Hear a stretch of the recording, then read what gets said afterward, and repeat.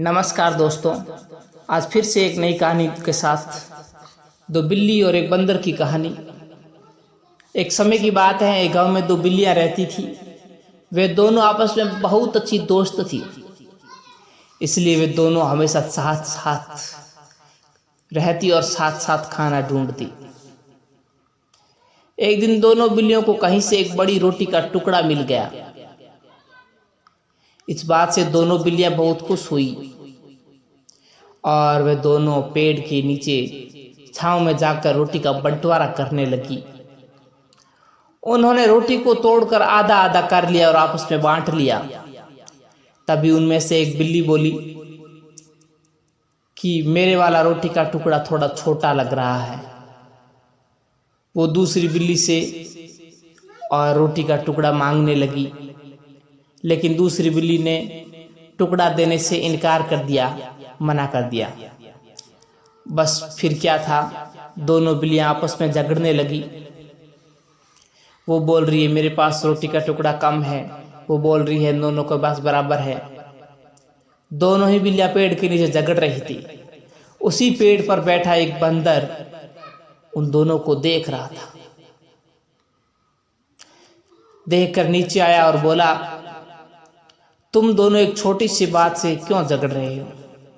लाओ इन दोनों टुकड़ों को मुझे दो, मैं अभी तुम्हें दोनों को बराबर बांट दूं और झगड़ा खत्म।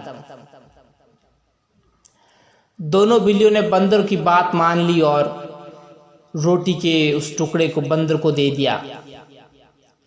अब बंदर के पास रोटी के दोनों टुकड़े थे, जिन्हें वो बहुत ध्यान से देखने का नाटक करता रहा। थोड़ी देर बाद बंदर ने कहा, हाँ वास्तव में इसमें से एक टुकड़ा थोड़ा छोटा लग रहा है। और ऐसा कहकर उसने एक टुकड़े में से थोड़ा सा टुकड़ा तोड़कर खा लिया ताकि दोनों बराबर हो जाए।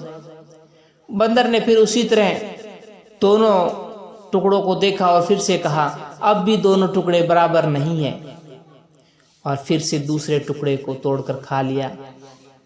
इधर दोनों बिल्लियां आस लगाए बैठी थी कि शायद अब की बार दोनों टुकड़े बराबर हो जाएंगे, लेकिन बंदर हर बार ये कहकर थोड़ा सा टुकड़ा खा लेता कि अब भी बराबर नहीं हुआ है। काफी देर तक ऐसे ही चाल चलता रहा। इस प्रकार बंदर लगातार रोटी खाता रहा। रोटी के दोनों टुकड़े अब पहले से बहुत छोटे हो गए थे, क्योंकि बंदर बार बार खा रहा था, बराबर करने की चालाक थी। अब दोनों बिल्लियां बंदर की चालाकी को भांप गई थी। बिल्लियों ने थोड़ी चालाकी दिखाते हुए कहा कि बंदर भाई, बहुत देर हो गई है और अब आप हमें ये बचे हुए टुकड़े ही वापस कर दो, हम दोनों उसमें से खुश हो जाएंगे। इस पर बंदर बोला, क्या बात कर रही हो? यह मैं इतनी देर से तुम दोनों के लिए मेहनत कर रहा हूं, और देखो बराबर बांटने के चक्कर में अब तो रोटी भी छोटी सी बची है, और ये बचा हुआ टुकड़ा मेरी मेहनत के लिए मुझे मिलना ही चाहिए ना। और ऐसा कहकर बंदर ने उससे बचे हुए टुकड़े को भी खुद खा लिया। बेचारी दोनों बिल्लियां देखती ही रह गई, लेकिन अब वो कर भी क्या सकती। अब दोनों पछताने के सिवा कुछ भी नहीं कर सकती।